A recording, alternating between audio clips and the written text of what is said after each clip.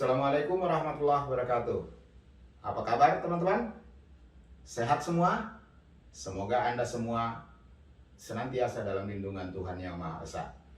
Saya berpesan agar Anda semua tetap menjaga kesehatan dan tetap mematuhi protokol kesehatan yang telah ditetapkan oleh pemerintah. Saya Arwin Baso, Widya Iswara pada PPSDM Kementerian ATR BPN.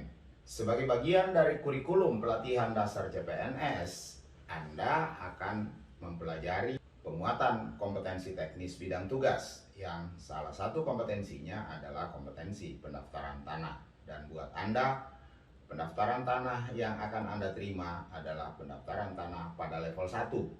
Manfaat pembelajaran pendaftaran tanah pada level 1 ini ada dua. Yang pertama, manfaat bagi peserta, dan yang kedua, manfaat bagi institusi. Adapun deskripsi singkat mata pelatihan yang akan Anda ikuti pada saat ini adalah bahwa mata pelatihan ini akan memfasilitasi Anda dengan pengalaman belajar menggunakan berbagai metode dan media pembelajaran menyangkut berbagai hal terkait pendaftaran tanah. Detailnya Anda bisa baca pada slide yang terpajang di layar. Selanjutnya mari kita lihat tujuan pembelajaran yang terdiri dari hasil belajar dan indikator hasil belajar. Hasil belajar yang harus Anda capai setelah mengikuti pembelajaran ini adalah menguraikan konsep dasar dan mekanisme pendaftaran tanah pertama kali melalui pemberian hak atas tanah negara sekurang-kurangnya 75% benar. Sekarang mari kita lihat indikator hasil belajar. Yang kedua, menguraikan tahapan pendaftaran tanah pertama kali pemberian. Yang ketiga, mengidentifikasi kelengkapan berkas permohonan. Dan yang keempat, menjelaskan mekanisme pembiayaan. Ada 4 materi pokok yang akan kita diskusikan selama kebersamaan kita dalam pembelajaran ini. Materi pokok pertama meliputi konsepsi tanah negara, pendaftaran tanah, dan pemberian hak milik atas tanah. Adapun submateri pokok dari materi pokok pertama tersebut dapat Anda lihat pada layar.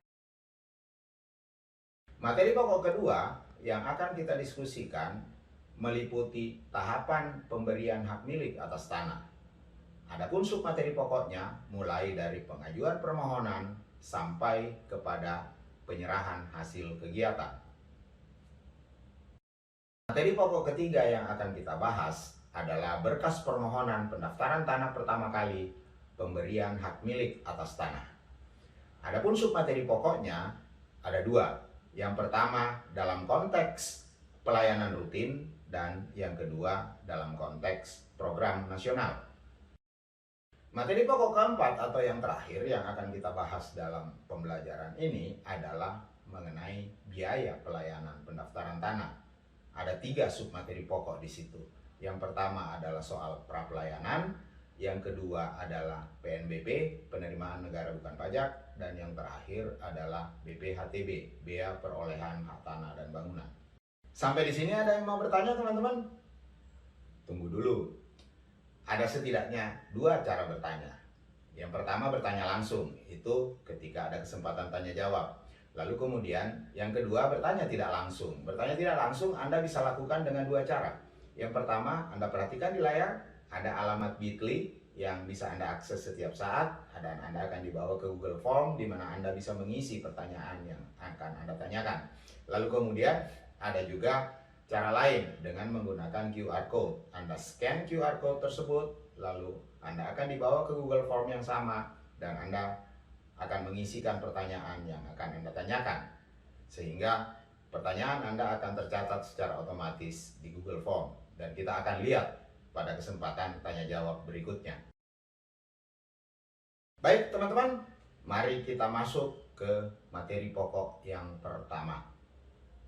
Yang pertama kita akan bahas di materi pokok pertama ini adalah konsepsi tanah negara.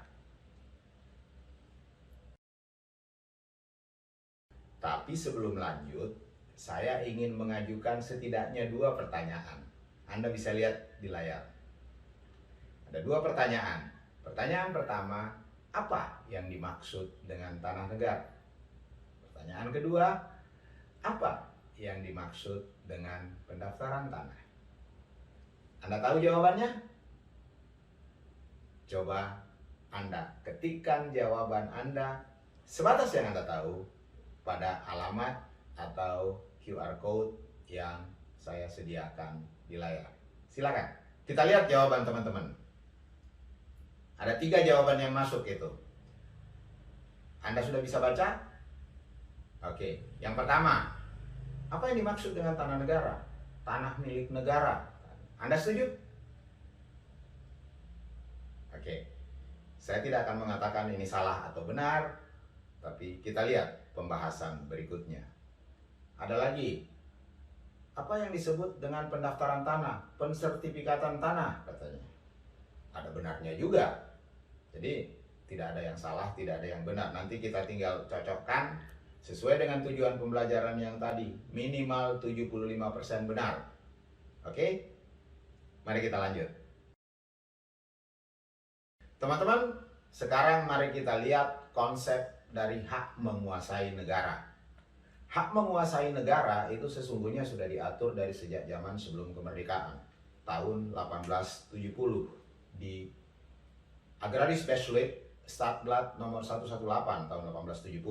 Intinya di dalam pengaturan itu disebutkan bahwa hak menguasai negara atas tanah itu adalah terhadap tanah-tanah yang bebas dari penguasaan seseorang atau kelompok berdasarkan hukum adat Indonesia atau berdasarkan hukum Belanda pada saat itu.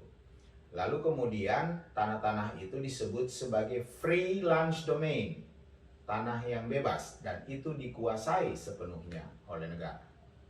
Lalu kemudian setelah kemerdekaan, dalam pasal 33 ayat 3 Undang-Undang Dasar 1945 yang Anda semua sudah tahu pastinya, bahwa bumi, air, dan kekayaan alam yang terkandung di dalamnya dikuasai oleh negara dan dipergunakan untuk sebesar-besar kemakmuran rakyat.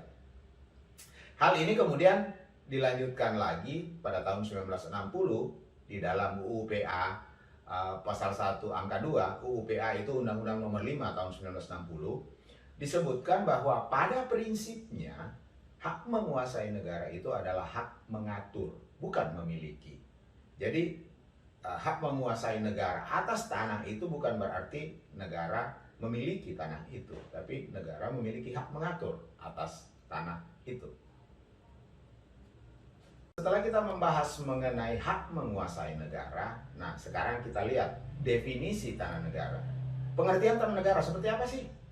Tanah negara dirumuskan oleh para pakar pertanahan, pakar hukum agraria, mulai dari Prof. Maria Suardjono, Prof. Budi Harsono, lalu kemudian ada Prof. Ari Hutagalung, lalu kemudian ada Prof. I Sugiarto. Pada intinya semuanya berpendapat bahwa tanah negara adalah kata kunci pertama, tanah yang belum dilekati hak, tanah yang belum ada hak di atasnya. Lalu kemudian kata kunci yang kedua adalah dikuasai oleh negara. Jadi belum ada hak di atasnya, dikuasai oleh negara. Beberapa peraturan perundang-undangan yang mengatur tentang pendaftaran tanah maupun tanah negara juga pada intinya berbicara tentang 2 hal itu. Yang pertama, tidak ada hak di atasnya. Yang kedua, dikuasai langsung oleh negara. Sehingga kita bisa dapat menyimpulkan bahwa definisi tanah negara adalah sebidang tanah yang dikuasai langsung secara penuh oleh negara dan belum dilekati dengan suatu hak apapun. Beberapa peraturan perundang-undangan yang mengatur tentang pendaftaran tanah maupun tanah negara juga pada intinya berbicara tentang 2 hal itu. Yang pertama, tidak ada hak di atasnya. Yang kedua, dikuasai langsung oleh negara. Sehingga kita bisa dapat menyimpulkan bahwa definisi tanah negara adalah sebidang tanah yang dikuasai langsung secara penuh oleh negara dan belum dilekati dengan suatu hak apapun. Baik, teman-teman, setelah kita membahas mengenai konsep hak menguasai negara, lalu kemudian definisi tanah negara, lalu saya tampilkan kembali layar ini. Apakah di antara teman-teman sudah ada yang ingin bertanya?